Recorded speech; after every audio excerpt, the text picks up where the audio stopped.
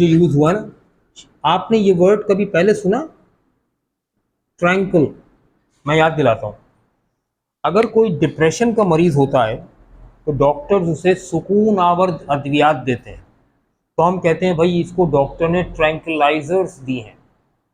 Tranquillisers लेने से उसे सुकून मिलता है, नींद आ जाती है, सो जाता है।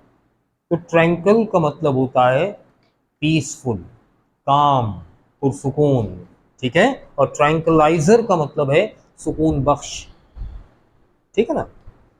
तो यहाँ कह रहे हैं उसका जो पुरसुकून डेक था, डेक कहते हैं जहाज के हाईएस्ट प्लेटफॉर्म को, अर्शे को, चमक रहा था सनलाइट में।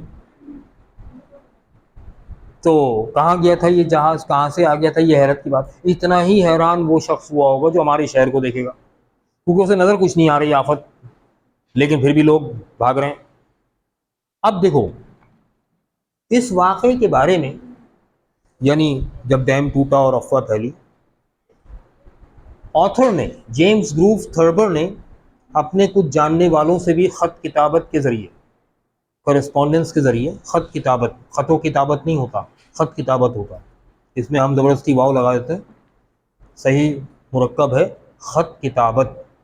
किताबत का मतलब होता है लिखना, तो खत लिखना, वाव लगाने का मतलब है खत और लिखना। क्या हो गया, गलत हो गया ना। खतो किताबत कुछ नहीं होता उर्दू में, खत किताबत होता है, मगर कॉमन एरर है, लोग खतो किताबत कहते हैं। तो खत किताबत के ज़रिए उसने पेरिस में बैठे बैठे कोलंबस सिटी के पुराने लोगों से भी उनके तजुर्बात मालूम किए कि 1913 में 12 मार्च को उनके क्या तजुर्बात थे। तो ऑथर की एक आंट थी, आंट जिसे हमारे यहाँ उर्दू में, इंग्लिश में, देसी इंग्लिश में आंटी कहते हैं, वो आंट है लफ्ज़। अब आंट का मतलब उर्दू में फुप्पी, चाची, ताई, मामी, खाला, कुछ भी हो सकता है। सबको इंग्लिश में तो आंट कहते हैं, वो एक ही लाठी से आंट कह सकते, ठीक है ना। तो उनका नाम था ऑन्ट एडिथ टेलर। उन्होंने भी अपने तजुर्बात ख़त में लिख कर भेजे इन्हें, इन्होंने वो तजुर्बात यहाँ ऐड किए हैं।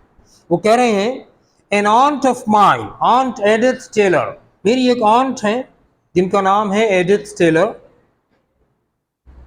Was in a movie theatre, वो एक मूवी थिएटर में मौजूद थी। मूवी थिएटर जो है, अब ये जो मूवी थिएटर है उस वक्त का, 1913 का, ये बिल्डिंग्स की बेसमेंट में बनता था, बिल्डिंग्स की बेसमेंट में, अंडरग्राउंड होता था, ये जहन में रखिएगा। दूसरे ये, तो उसमें आवाज़ गूंजती थी, किस टाइप का होता था, दरमियान में इस तरह से, जैसे स्टेज है ना, ऐसे गोल सा स्टेज होता था, दो डंडे, बीच में लगा हुआ पर्दा यानी स्क्रीन, इस पर मूवी चल रही है, गोलाई में सीट्स हैं, इस तरफ भी इस तरफ भी, दोनों तरफ ऑडियंस बैठी है, ठीक है ना। हाँ, अब यहां पर एक बॉक्स बना हुआ है जिसके अंदर से कंट्रोल हो रही है मूवी, यहां पर स्टेयर्स हैं, ऊपर जाने का रास्ता है, बाहर निकलने का, ठीक है ना। ये इस तरह का होता था, इस तरह। और सीट्स कैसी होती थी, ऑडिटोरियम लाइक, यानी जो सबसे आगे बैठा ना वो सबसे नीचे है, और जो सबसे पीछे बैठा वो सबसे ऊपर है, ऐसे स्टेप बाय स्टेप सीट्स होती थी, ठीक है। ऐसे में जो स्टेज होता है उसको स्टेज नहीं कहते, देखें स्टेज हमेशा ऊंचा होता है ऑडियंस से, ऑडिटोरियम का जो स्टेज होता है वो स्टेज नहीं कहलाता, क्योंकि वो ऊंचा नहीं होता, वो तो सबसे नीचे होता है, ऑडियंस ऊंचाई तक होती है। इसको कहते हैं पिट। क्या कहते हैं, पिट वैसे कहते हैं घड़े को। तो ये प्याला नुमा होता है ना ऑडिटोरियम, तो दरमियान में स्टेज होता है, तो ये पिट कहलाता है, ये स्टेज नहीं कहलाता, ठीक है। अच्छा, और ये जो सीट्स के दरमियान चलने का रास्ता है, जैसे ये रास्ता है या ये बीच बीच में गैप्स हैं, ये कहलाता है आइल। क्या कहलाता है, आइल, एस साइलेंट है, ये आइल्स है, ठीक है, या ये आइल है, आइल में से गुजर रहा है, ठीक है ना। अच्छा जी, अब जहन में रखिएगा, Aunt Edith Taylor was in a movie theater. वो एक मूवी थिएटर में थी. And over and above the sound of piano, जहां चारों तरफ से पियानो की आवाज गूंज रही थी, in the pit a WS Hart picture was being shown. WS Hart picture दिखाई जा रही थी. अच्छा भाई, WS हार्ट पिक्चर क्या है बेटे? ये फिल्म प्रोड्यूसर का नाम है, ठीक है. उस जमाने का 1913 का कोई मशहूर प्रोड्यूसर है, उसकी फिल्म चल रही थी, ठीक है. कहते हैं कि उस जमाने में WS हार्ट पिक्चर्स जो हैं उसमें फाइटिंग नहीं होती थी, एक्शन नहीं होता था, रोमांटिक मूवीज होती थी, ठीक है ना. तो उसकी पिक्चर चल रही थी. देयर रोज द स्टेडली इन, यानी बड़ा पुरसुकून माहौल था. फाइट वाली मूवी नहीं थी, धाएं धूं धाएं हो रही है ना. सुकून से हल्का हल्का म्यूजिक चल रहा. There rose the steadily increasing tramp of running feet. भागते दौड़ते कदमों की बढ़ती हुई आवाजें, धमक सुनाई देने लगी, क्योंकि बेसमेंट में था ये. तो परसिस्टेंट शाउट्स, परसिस्टेंट का मतलब क्या है? कंसिस्टेंट, कांस्टेंट, मुस्तकिल. जो चीखो पुकार थी, रोज अबव द ट्रैम्पिंग, कदमों की आवाज से ज्यादा बढ़ती जा रही थी लोगों की चीखो पुकार की आवाजें. गो ईस्ट, है ना. An elderly man sitting near my ऑन्ट. एक अधेड़ उम्र का शख्स. Elderly man neither young nor old. अधेड़ उम्र का शख्स जो मेरी आंट के करीब बैठा था. मम्बल समथिंग, पहले तो वो कुछ बुड़बुड़ाया, जेरे लब कुछ बुड़बुड़ाने लगा. Then got out of his seat, फिर वो अपनी सीट से निकला. And went up the aisle at a dog trot. बेटे ट्रॉट कहते हैं तेज चलने को. डॉग ट्रॉट, झुक के तेज तेज चलने लगा. जब आप थिएटर में अपनी सीट से उठकर निकलते हैं तो थोड़ा झुक कर इसलिए गुजरते हैं ताकि लोगों का जो व्यू है ना वो डिस्टर्ब ना हो. ऐसे झुक के तेज चलने को डॉग ट्रॉट कहते हैं.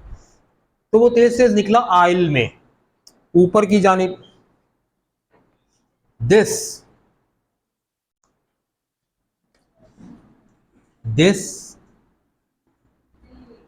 स्टार्ट लेड एवरीबडी, है ना, ऐसे लिखा ना. तो बेटा ये स्टार्ट लेड नहीं है, मिस प्रिंटिंग है. फिर से ये लफ्ज है स्टार्टल्ड. स्टार्टल्ड का मतलब है disturbed. This disturbed everybody, this startled everybody. इस हरकत ने सबको परेशान कर दिया. इन एन इंस्टेंट, एक लम्हे में, the audience was jamming the aisles. सारी की सारी ऑडियंस आइल्स में जैम हो गई. सब उठ उठ के, वो जैम खाने वाला जैम नहीं है, उठ उठ के निकलना शुरू हो गए सब, तो जैम हो गए. Fire shouted a woman who always expected to be burn up in a theatre. एक औरत ने चिल्लाकर कहा, आग लग गई. हालांकि कहीं आग नहीं लगी थी. तो आंट एडिथ टेलर ने कहा कि कमबख्त को शायद किसी नजूमी ने कहा था कि तू किसी थिएटर में जलकर मरेगी. तो आज अफरा तफरी देखकर उसने फौरन आग लगने की चीखो पुकार मचा दी कि वो वक्त आ गया. हालांकि ऐसा कुछ नहीं था. But now the shouts outside were louder and coherent. लेकिन अब जो बाहर चीखो पुकार मच रही थी वो ज्यादा बुलंद थी, लाउडर एंड कोहेरेंट, मुसलसल थी, मुतवातिर थी, कोहेरेंट थी. The dam has broke, dam टूटा है, क्राइड समबडी, किसी ने चिल्लाकर कहा. कोई screamed a small woman in front of my ऑन्ट. मेरी ऑन्ट के सामने एक स्मॉल वुमन थी, छोटे कद की खातून थी. एक तो खातून, ऊपर से छोटे कद की. सुपरस्टिशंस में बता चुका हूं लास्ट टाइम, है ना. बस उन्होंने कहा गो ईस्ट एंड ईस्ट इवेंट, और सबके सब ईस्ट की तरफ भागे, पुशिंग, धक्के देते हुए. And shoving and clawing. Shoving and clawing क्या है बेटे? क्लॉ का मतलब होता है पंजा, है ना. तो शोविंग कहते हैं कोनी मार के. तो कोनियां मारते हुए नोच खसोट या खींचा तानी को कहते हैं. शोविंग एंड क्लॉइंग एक साथ इस्तेमाल होता है हमेशा, ठीक है ना. तो शोविंग एंड क्लॉइंग का क्या मतलब हुआ? खींचा तानी करते हुए, knocking women and children down, औरतों बच्चों को नीचे गिराते हुए, emerging finally out. Emerging, emerge का मतलब है बाहर निकलना, इमर्ज बाहर निकलना, emerging finally into the street, bill आखिर सड़क पर निकल आए। टॉर्न एंड स्प्रॉलिंग, टॉर्न फटी चिरी हालत में, किसी का कॉलर किसी के हाथ में, किसी की आस्तीन किसी के मुंह में, ठीक है ना, खींचातानी चल रही थी ना भाई, तो ऐसे वो निकले सड़क पर, स्प्रॉलिंग हाँपते कांपते। अच्छा जी, इनसाइड द थिएटर, अब थिएटर के अंदर क्या चल रहा था, मजे की बात ये, बिल हार was calling some desperados bluff। Bill heart, बेटे ये 1913 के जमाने का शाहरुख खान है, रोमांटिक फिल्म्स का हीरो है बिल हार्ट।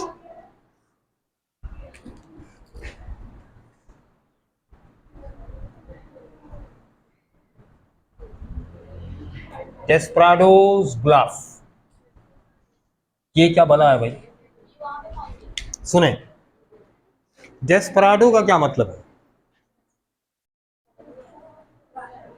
सुने।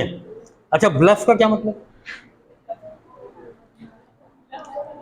ब्लफ किसे कहते हैं, सुने बेटे, ब्लफ एक्चुअली धोखा, डिसीट, धोखा,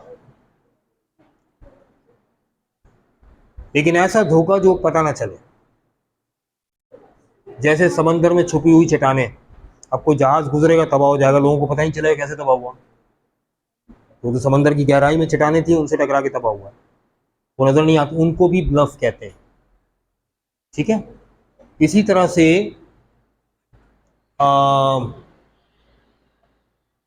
जो है वो कार्ड्स में एक गेम होता है, तो लोग ब्लफ खेलते हैं, धोखा देते हैं एक दूसरे को, चीट करते हैं, वो ब्लफ खेलना कहलाता है, कार्ड्स में खेलते हैं। इसी तरह से देखो पुराने पापी बैठे हैं सारे, अच्छा, तो इसी तरह से डेस्पराडो, अब डेस्पराडो जो है ना, ये क्या है, ये टर्म है थिएटर की, फिल्म इंडस्ट्री की एक टर्म है, यूँ कह लें आज के दौर में थिएटर की टर्म है। जैसे अब हर वर्ड के ना एक टर्मिनोलॉजिकल मीनिंग होते हैं, जैसे एक वर्ड है स्टडी, तो आपने स्टडी का मतलब पता होगा आपको, स्टडी किसे कहते हैं, पढ़ना, मुताला करना, और कोई मतलब, यही मतलब है, जायजा लेना, मुताला करना, पढ़ना, है ना भाई। सुने, थिएटर की टर्मिनोलॉजी में स्टडी का मतलब है रिहर्स, रिहर्सल करना। अब अगर कोई कैरेक्टर ऐसा है जिसे इमरजेंसी में हीरो बना दिया गया, उसकी रिहर्सल कोई नहीं है, बस उसे भेज दिया, चलो भाई स्टेज पे जाओ, एक्ट करो, पीछे से तुम्हें बताते रहेंगे ऐसे करो ऐसे करो, रिहर्सल नहीं है उसकी बाकायदा कोई, ऐसे एक्टर को कहते हैं अंडर स्टडी। अंडर स्टडी का मतलब उसकी रिहर्सल नहीं है, बगैर रिहर्सल के आ गया, ठीक है ना। तो थिएटर की टर्मिनोलॉजीज डिफरेंट होती है। इसी तरह डेस्पराडो जो है ये थिएटर की टर्मिनोलॉजी है, और इसका मतलब है एंग्री मैन। अब एंग्री मैन है ना, तो प्यार की बात भी एंग्री मैन की स्टाइल में करेगा वो। मैं इसकी मिसाल दूं आपको, आपने शायद पंजाबी फिल्म देखी कभी कोई, सो हीरो अमूमन एंग्री मैन हो, डेस्पराडो होता है। मौला जट, सुल्तान राय की पुरानी फिल्म है, उन्होंने जो सीरियस फिल्म बनाई थी, मैं जब भी देखता हूँ मुझे हंसी आती है, Maula Jatt in London. Character क्या है, शुरू से लेकर आखिर तक ना एक डायलॉग भी ऐसा नहीं है जिसमें सुकून से धीमी आवाज में कोई डायलॉग डिलीवर किया गया, मतलब वो माँ को ही पुकार रहा था, ओए माँ, तमीज से पुकार ले भाई तू। वो एक एंग्री मैन का जो कैरेक्टर है ना, वो एक इसी तरह का होता है। हमारे यहाँ तो खैर फिल्म इंडस्ट्री तबाह उन्हीं लोगों की वजह से हुई है, ठीक है ना। तो डेस्पराडोज ब्लफ, ये क्या चीज़ है? ब्लफ का मतलब है फॉल्स एक्टिंग, झूठ मूठ की एक्टिंग। अब झूठ मूठ की एक्टिंग का मतलब आप किसी को धोखा दे रहे हैं, है ना, ब्लफ खेल रहे हैं। तो डेस्पराडोस ब्लफ क्या है? फिल्म का हीरो झूठ मूठ के एंग्री मैन की एक्टिंग कर रहा है। अच्छा, ये आपने देखा होगा हर पंजाबी फिल्म में एक गाना ऐसा जरूर होता है जिसमें हीरो हाथ में क्लैशनकोफ या गंडासा लेके खड़ा है ऐसे। अच्छा, हीरोइन बेचारी खेतों में मेहनत कर रही है ना, वो कभी दरख्त पे चढ़ रही है, दरख्त से उतर रही है, कबूतर पे चढ़ गई, वहां से उतर गई, उछल रही है, कूद रही है, वो एक्चुअली डांस कर रही है। हमें लगता है मेहनत, हल वल चला रही है शायद खेत, उन खेतों में फसल दोबारा उगती नहीं कभी, वो उछल उछल के ना डांस कर रही होती है। वो मेहनत कर रही है बेचारी घूम घाम के, जब सामने आती है हीरो के तो हीरो उसे यूं देखता है और दूसरी तरफ मुंह घुमा लेता है। अच्छा, फिर वो दोबारा मेहनत शुरू करती है नए सिरे से, घूमती हुई इधर से घूम के यहाँ से सामने आती है। तो वो इधर से सामने आती है तो वो यूं देखता है हीरोइन को और दूसरी तरफ मुंह घुमा ले। अच्छा, पूरे गाने में हीरो का कैरेक्टर यही है, उसने कुछ नहीं करना, भाई हीरोइन को देखकर मुंह घुमाना उसने गुस्से में। ये असल में झूठ मूठ की नाराजगी की एक्टिंग इसलिए कर रहा है कि अगर ये ना करे तो वो डांस नहीं करेगी। वो मनाने की कोशिश कर रही है ना बेचारी, तो मनाती रहे, डांस करती रहे, इसलिए ये एंग्री मैन छोड़। तो ये डिस्पराडोस ब्लफ बाकायदा हमारे यहाँ पंजाबी मूवीज में कॉपी किया जाता है। इस तरह से तो नहीं, लेकिन थोड़ा सोबर स्टाइल में अगर देखें अमेरिकन मूवी में, यहाँ हीरो जो था वो डेस्पराडोस ब्लफ यानी एंग्री मैन की एक्टिंग कर रहा था जैसे वो नाराज है। और आगे देखो क्या लिखा है, and the young girl and the brave girl at the piano, और वो बहादुर लड़की जो पियानो बजा रही थी, played row row row and then in my harem. बेटे वो गाना गा रही है। अच्छा, जो वो गाना गा रही है उस गाने की जो पंच लाइन है जो बार बार रिपीट होती ना, वो है इन माई हैरम। ठीक है, ये गाने की वो लाइन है जो रिपीट होती है। और रो रो रो क्या है? ये रो रो रो, ये जैसे उर्दू में हमारे यहाँ सुर होते हैं सा रे गा मा पा धा नी, ऐसे इंग्लिश में होते हैं ला मा फी डू रो, पांचवा सुर है रो। तो 3 मरतबा वो पियानो पे रो रो रो बजाती और फिर वो सॉन्ग की जो लाइन है इन माई हैरम। अच्छा, इस पर एक पोम भी बन गई, बाद में बच्चों की राइम बन गई, रो row row in my harem. वो राइम मशहूर हो गई तो ज़्यादातर टीचर उसका रेफरेंस देते हैं, ऐसा नहीं है। बेसिकली ये सीन था मूवी का, तो ये row row row and then in my harem song की लाइन है। तो वो गाना गा रही है बेचारी, ये चल रहा है थिएटर के अंदर।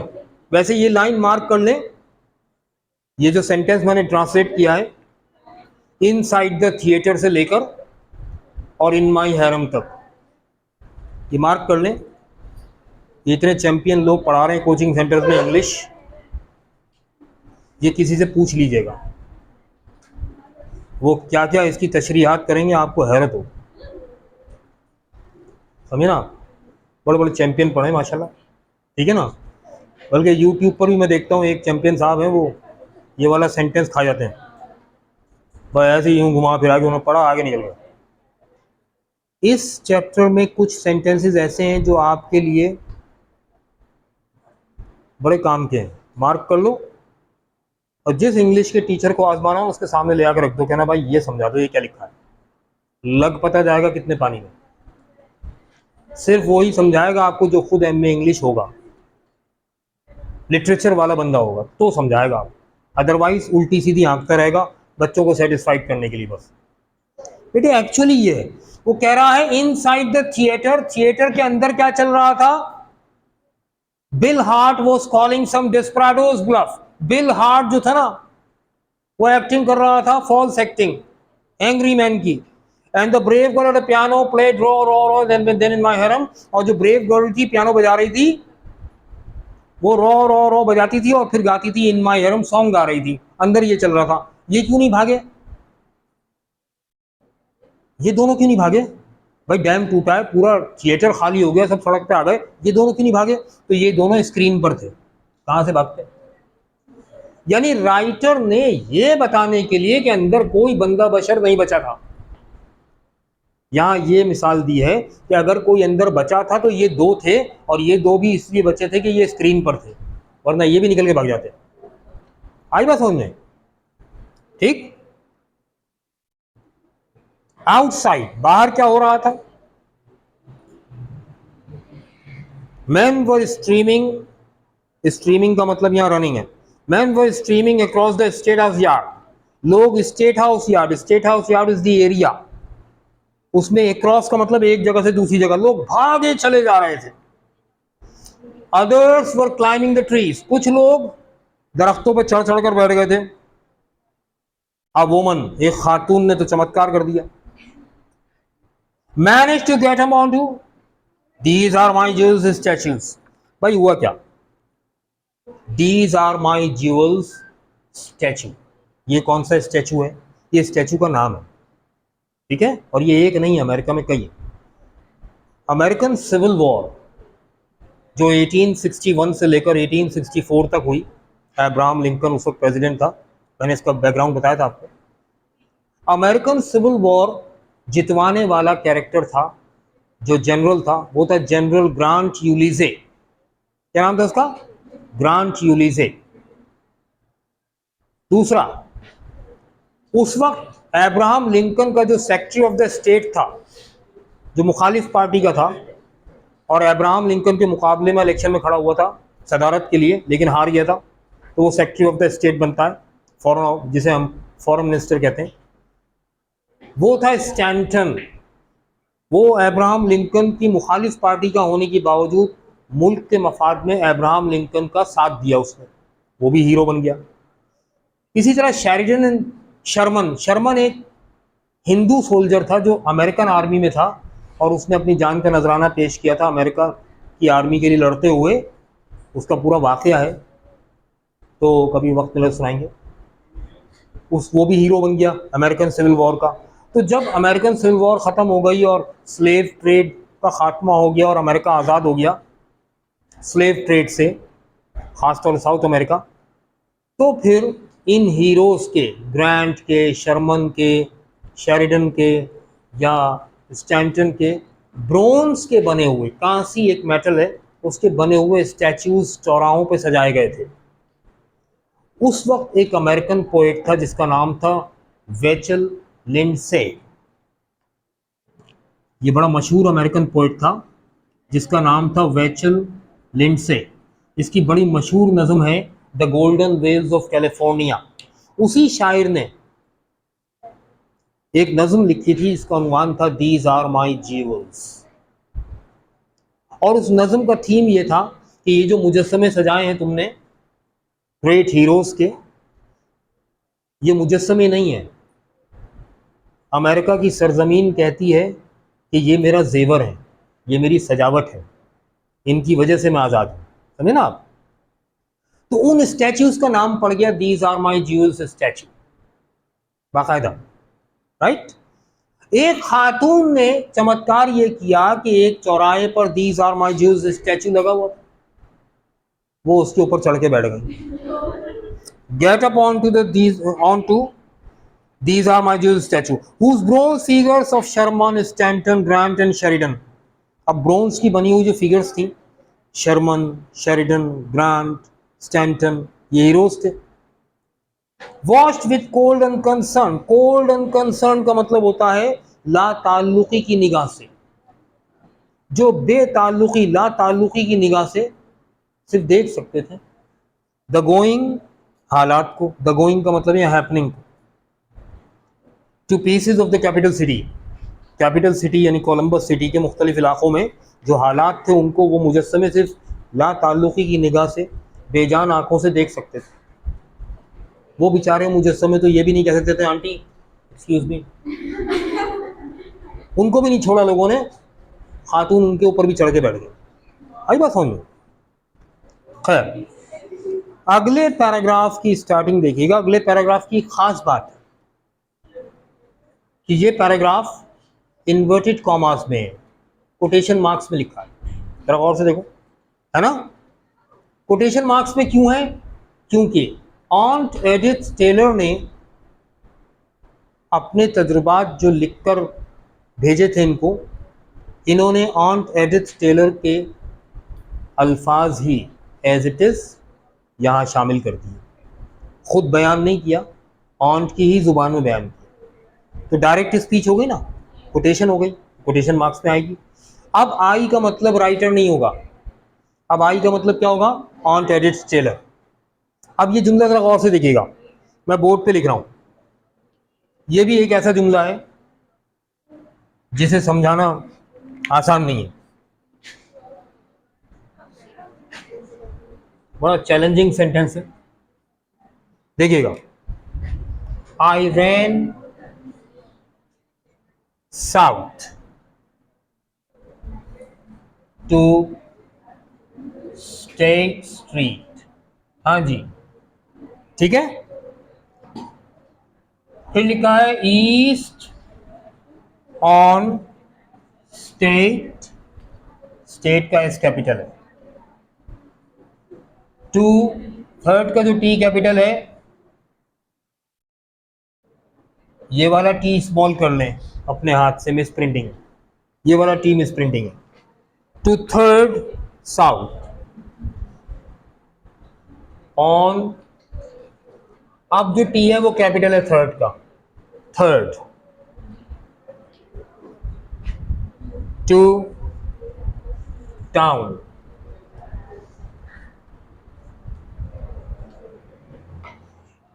And out east on town. भाई जरा गौर कीजिए, aunt Edith's Taylor has written me, aunt Edith's Taylor ने लिख कर मुझे खत में बताया, उनके अल्फाज हैं कि ऑन्ट एडिट टेलर भागी, आई रैन, अभी जुमला जरा पढ़ना, I ran south to State Street, east on State to third south, on Third to town and out east on Town. समझ में आ गया तो बता दो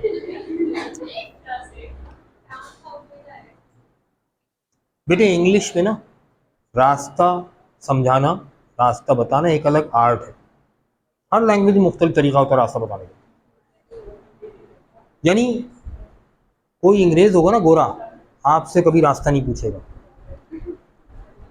वो किसी गोरे को ही ढूंढेगा रास्ता तलाश करने के लिए, क्योंकि उसकी समझ में नहीं आएगा जिस तरह से आप रास्ता बताएंगे।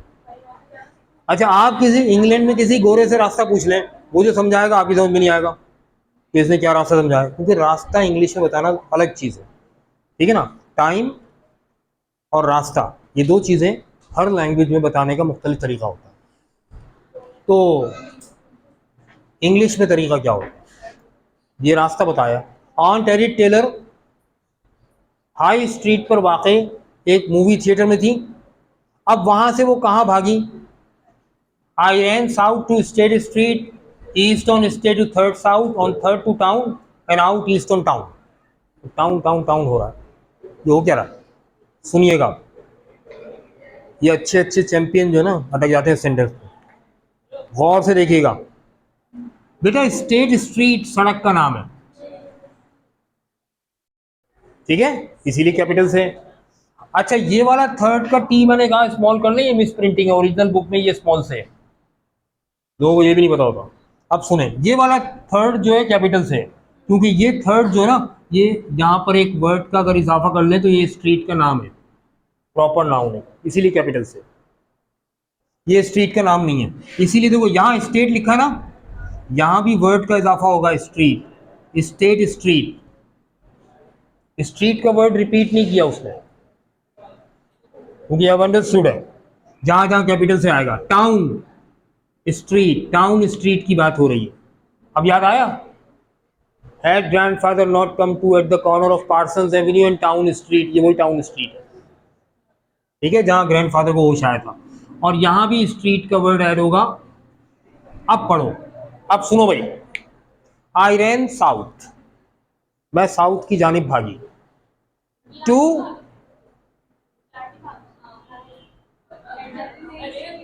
यस ऑन्ट एडिट टेलर भागी, to State Street, State Street की जानिब, ठीक है। अच्छा, स्टेट स्ट्रीट इसका मतलब साउथ में, ईस्ट ऑन, अब देखो ऑन यहां था, to State Street, State Street की जानिब, अब कह रही है ऑन स्टेट स्ट्रीट। जब स्टेट स्ट्रीट पर आ गई तो मशरिक की जानिब, ईस्ट की जानिब भागी। थर्ड साउथ, वहां से first south, second south, third south, ये थर्ड टर्न था साउथ की जानिब। On third street, third street सड़क का नाम है, उस पर आई है। टू टाउन स्ट्रीट, जो सीधी टाउन स्ट्रीट की तरफ जाती है, और टाउन स्ट्रीट पर आने के बाद आउट ईस्ट, वहां से मशरिक की तरफ बाहर निकली ऑन टाउन स्ट्रीट। जहां ऑन लिखा है वहां उस सड़क पर आ चुकी है वो, जहां टू लिखा है वहां उस सड़क की जानिब भाग रही। ये पूरा मैप बनता है बेटा, टाइम नहीं है वरना नेक्स्ट क्लास में पूरा मैप बनाकर बताऊं कौन सी स्ट्रीट कहाँ है, कौन कब कहाँ था और कहाँ से कहाँ भागा, नेक्स्ट क्लास में इंशाल्लाह। Thank you very much.